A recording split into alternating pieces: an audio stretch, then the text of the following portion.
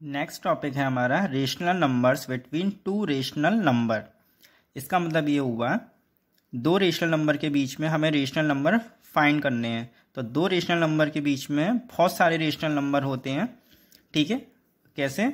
जैसे उसने क्वेश्चन दिया -2/5 एंड 1/2 और इन दोनों रेशनल नंबर के बीच में उसने बोला कि इन दोनों रेशनल नंबर के बीच में हमें रेशनल नंबर फाइंड करो। तो हम कैसे करेंगे? जो इसका डिनोमिनेटर है पहले हम डिनोमिनेटर सेम करेंगे। तो 5 और 2 इसका कोई कॉमन मल्टीपल्स ढूंढेंगे जो इन दोनों की टेबल में आता हो। तो पहले नंबर आया 10, ठीक है, क्योंकि 5 जो है 5 की टेबल में तो आता ही है, पर 2 की टेबल में तो नहीं आता ना। पर हमें एक ऐसा कॉमन मल्टीपल्स देखना है जो दोनों की टेबल में आता हो। ठीक है, तो वो आया 10। तो हमें हिंट मिल गई कि हमें इसको डिनोमिनेटर को क्या बनाना है, 10 बनाना है। अब ये देखो 5 को 10 हम कैसे बनाएंगे? 5 को 10 हम 2 से मल्टीप्लाई करके बनाएंगे। तो हमने नीचे 2 से मल्टीप्लाई किया, पर इसका एक रूल है, जो ऑपरेशन हम नीचे कर रहे हैं, जैसे हमने मल्टीप्लाई नीचे किया है 2 से, तो हमें न्यूमरेटर में अभी 2 से ही मल्टीप्लाई करना पड़ेगा। ठीक है, तो ऊपर नीचे हमने 2 से मल्टीप्लाई किया, तो आंसर क्या हुआ? -4/10। फिर हमने 1/2 लिखा। 2 को 10 बनाना है। 2 को 10 कैसे बनाएंगे? 5 से मल्टीप्लाई करके, ऊपर 5 और नीचे भी 5 का मल्टीप्लाई किया। तो क्या आंसर आया? 5/10। फिर हमारे पास अब क्या नया क्वेश्चन बन गया? -4/10 एंड 5/10। डिनोमिनेटर सेम हो गए। तो अब इन दोनों के बीच में हम सिंपल तरीके से रेशनल नंबर फाइंड कर सकते हैं, निकाल सकते हैं। तो कौन कौन से हो जाएंगे? -3/10, -2/10, -1/10, 0। 0 भी एक रेशनल नंबर है। 1/10, 2/10, 3/10, 4/10। ठीक है, कभी कभी वो ये भी बोल सकता है कि इतने रेशनल नंबर फाइंड करो, जैसे 5 या 6। ठीक है, और ज़रूरी नहीं है कि इतने ही हों, इससे ज़्यादा भी हो सकते हैं। कैसे? जैसे 5 और 2 का हमने पहला कॉमन मल्टीपल्स क्या ढूंढा था? 10। 10 के बाद कौन सा होगा? 20 होगा, जो 25 की टेबल में आता है, 2 की टेबल में आता है। तो 5 को 20 जब बनाएंगे तो क्या करेंगे? ऊपर नीचे 4 का मल्टीप्लाई, तो हमें और ज़्यादा मिल जाएंगे। इसलिए मैंने बोला था दो रेशनल नंबर के बीच में बहुत सारे रेशनल नंबर हो सकते हैं। फिर है equivalent rational number. Equivalent rational numbers are different rational numbers that represent the same value. Equivalent rational number वो इक्विवेलेंट रेशनल नंबर होते हैं जो रेशनल नंबर डिफरेंट हो पर उनकी वैल्यू क्या हो? सेम हो। कैसे? 2/6 एंड 4/12 दोनों ये रेशनल नंबर हैं और दोनों डिफरेंट दिख रहे हैं, पर इनकी वैल्यू क्या है? सेम है। कैसे पता? जब मैंने इन दोनों को डिवाइड किया तो क्या आंसर आया? 1/3। और जब इन दोनों को डिवाइड किया तो क्या आंसर आया? 1/3। डिवाइड का मतलब है कि किसी नंबर से काटा, तो क्या आया? 1/3। दिखने में तो ये डिफरेंट थे, पर इनकी जो वैल्यू जब निकल के आई वो क्या आई? सेम आई ना। तो यही होती है इक्विवेलेंट फ्रैक्शन। ठीक है, अब क्वेश्चन जैसे कैसे आ सकता है? दो रेशनल नंबर दे दिए उसने, 4/7 एंड 16/28। उसने बोला क्या ये दोनों फ्रैक्शन इक्विवेलेंट हैं या नहीं है। अब हमें ऐसे काटने की ज़रूरत नहीं है, इसका एक मेथड है, वो है क्रॉस मल्टीप्लाइंग मेथड। उसमें क्या करते हैं? क्रॉस मल्टीप्लाई करते हैं। 28 का 4 से मल्टीप्लाई किया, क्या आंसर आया? 112। 7 का 16 से मल्टीप्लाई किया, क्या आंसर आया? 112। ठीक है, जब दोनों वैल्यू सेम आ जाती हैं, जब दोनों इन दोनों का मल्टीप्लाई अगर सेम आता है, तो इससे हमें क्या पता चलता है कि ये दोनों रेशनल नंबर क्या हैं? इक्विवेलेंट रेशनल नंबर हैं। Yes, this rational number are equivalent. ठीक है, दूसरे टाइप का क्वेश्चन कैसे आ सकता है?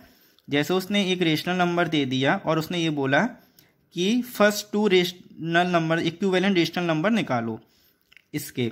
तो 2/5 के जो फर्स्ट 2 रेशनल नंबर फाइंड करेंगे तो हम कैसे करेंगे? सबसे पहले हम 2 से मल्टीप्लाई करेंगे। अब 2 से मल्टीप्लाई क्यों किया? देखो, अगर हम 1 से करते तो यही आ जाता 2/5। कोई सेंस तो है नहीं, जब उसने इसी का पूछा है और हम पहले यही लिख दे। ठीक है, तो इसलिए हमने 2 से स्टार्टिंग करी है। 2 से ऊपर नीचे मल्टीप्लाई किया, तो पहला इक्विवेलेंट फ्रैक्शन क्या आया? 4/10। फिर 2 के बाद हमने किया 3 से मल्टीप्लाई। 3 2 जा 6, 3 2 जा 6, 3 5 जा 15। ठीक है, दूसरा रेशनल नंबर ये आ गया। जो दूसरा रेशनल नंबर आया वो क्या आया? 6/50।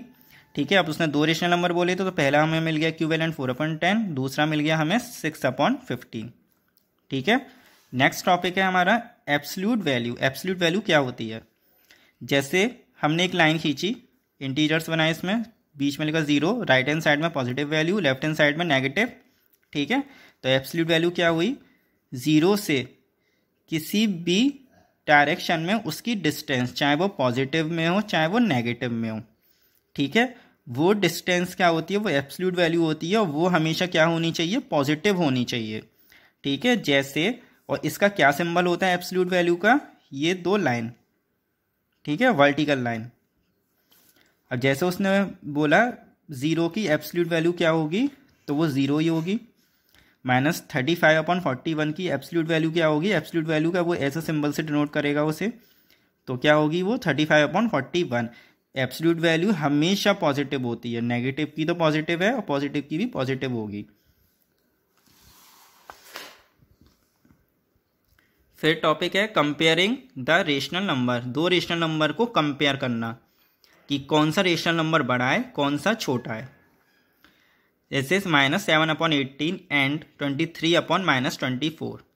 सबसे पहले तो हम जो डिनोमिनेटर नेगेटिव है उसे पॉजिटिव बनाएंगे।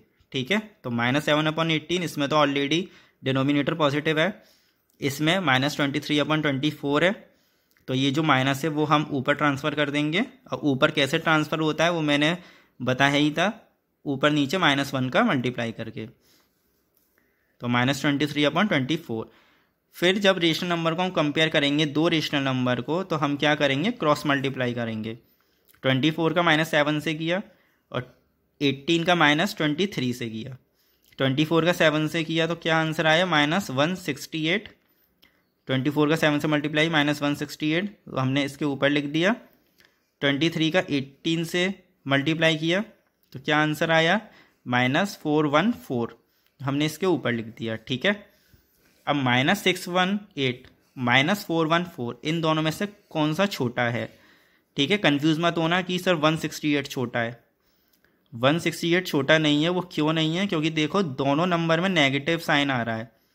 जब भी हम 2 नंबर को कंपेयर करते हैं और दोनों में नेगेटिव साइन आता है, तो जो नंबर सबसे बड़ा हमें दिखता है वो एक्चुअल में सबसे छोटा होता है। ठीक है, अगर दोनों में नेगेटिव साइन आ रहा है और जो नंबर हमें सबसे बड़ा दिख रहा है वो सबसे छोटा होता है, तो सबसे छोटा ये हो गया। तो 414 किस रेशनल नंबर के ऊपर लिखा था हमने? इसके, तो इसका मतलब क्या है? -23/24 क्या है? छोटा है। तो साइन कौन सा आ जाएगा? -7/18 इज ग्रेटर देन -23/24। ये तो 2 रेशनल नंबर हो गए। अगर उसने 3-4 रेशनल नंबर दे दिए तब हम कैसे कंपेयर करेंगे वो देखो। Arrange in ascending order. जैसे 4 रेशनल नंबर दे दिए उसने, तो सबसे पहले तो हमारा स्टेप रहेगा कि डिनोमिनेटर को पॉजिटिव बनाना। तो 9/-4 है, इस माइनस को ऊपर हम ट्रांसफ़र कर देंगे। अब हमें बार बार शो करने की ज़रूरत नहीं कि हमने -1 का ऊपर नीचे मल्टीप्लाई किया है। ठीक है, तो -9/4 हो जाएगा ये। फिर उसके बाद इसको डेसिमल में चेंज करेंगे हम नंबरों को, या तो हम एलसीएम भी ले सकते थे, पर उस मेथड से वो काफ़ी लंबा हो जाएगा। ठीक है, तो हमने क्या किया? एक एक करके इनको डेसिमल में चेंज किया है। डेसिमल में चेंज कैसे? 7 का डिवाइड 5 में कर दिया। ठीक है, जैसे 7 है, 7 का इसमें अब जाएगा नहीं, तो हमने 0 पॉइंट लगाया, आगे 0 बढ़ा दिया। 7 7 जा 49, कितना बचा? 1 पॉइंट लगा चुके हैं तो 0 एक और बढ़ा दिया। 7 1 जा 7। पूरा डिवाइड करने की कुछ ज़रूरत नहीं है, केवल पॉइंट के बाद 2 डेसिमल प्लेसेस तक छोड़ दो। तो 0.714, ये मैंने 3 कर लिया, वो 2 तक भी हम कर सकते हैं कंपेयर करने के लिए। ऐसे ही से हमने 7/25 को डेसिमल में चेंज किया तो क्या आंसर आया? 0.28।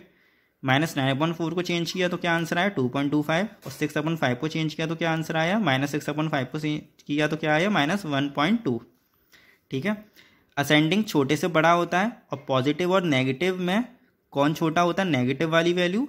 तो जितनी भी नेगेटिव की ये वैल्यू हैं उन सबको एक साइड लिख लो। पहले लिख लिया हमने, फिर उसके बाद पॉजिटिव वालों को लिखो, पॉजिटिव वालों को लिख लिया। अब इनको कंपेयर करो, कौन छोटा है? असेंडिंग छोटे से बड़ा है ना, तो छोटी वैल्यू देखो। इन तीनों में जो नंबर सबसे बड़ा दिख रहा है वो सबसे छोटा होगा। मैंने बताया ही था, नेगेटिव में जो सबसे बड़ा दिखता है वो सबसे छोटा होता है। तो -2.25 ये किसकी वैल्यू होती? -9/4 की।